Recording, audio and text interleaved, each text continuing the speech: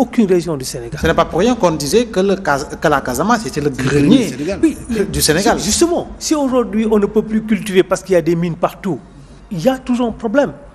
Je me souviens, j'étais dans un programme où à un moment donné, on voulait mettre un domaine agricole. On a dit où est-ce qu'on peut mettre un domaine agricole dans la région de Ziguinchor? Il n'est pas possible parce que les exigences d'un tel domaine n'étaient pas respectées en Casamance.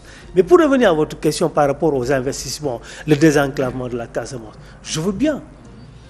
Il y a moins de 10 ans, jusqu'en 2010, il y avait 0 km dans le Blouf, 0 km de goudron.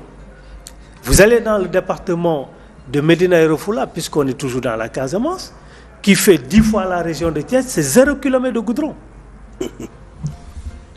Est-ce que ces Sénégalais ne mériteraient pas une attention particulière où on a 2 Sénégal? Ce n'est pas pour dire qu'il faut fustiger, mais l'investissement dont on parle, même s'il y a des vols quotidiennement sur Ziguinchor ou sur le Cap, même s'il y a 3 bateaux qui font la navette Dakar-Ziguinchor tous les jours, le problème reste entier.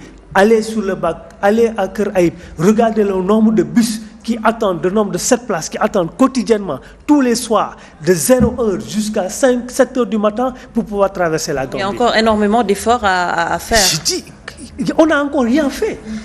C'est pas parce qu'on a un bateau, on a un vol, même si les coûts sont réduits, qu'on se dit le problème il est réglé. Le problème reste entier. Vous allez dans la région de Sédhiou, qu'il connaît mieux que moi. Aujourd'hui, dans le Balantacounda, où est-ce qu'on a une route connue? C'est la route nationale. Vous quittez la route nationale, vous verrez 0 km de goudron. Même des pistes en latérite, on a commencé à peine de les démarrer les PUDC et ce n'est pas tous les axes.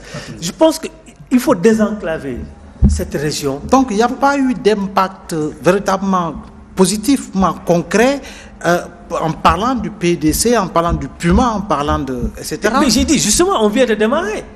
Aujourd'hui, si vous allez dans certaines zones que je connais mieux, dans les Médina Yoro Foulah, même les PCR, les maires, aujourd'hui, ont des téléphones avec un numéro Gambia pour les joindre. Il n'y a même pas le réseau, vous parlez de Puma.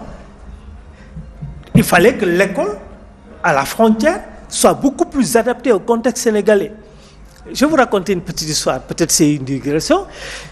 Je me souviens, on installait un sous-préfet à Médina Yoro Foulah, ça c'est dans les années 93. On fait venir les enfants pour chanter l'hymne national. On les met en rang, ils commencent à chanter par l'hymne national de la Gambie.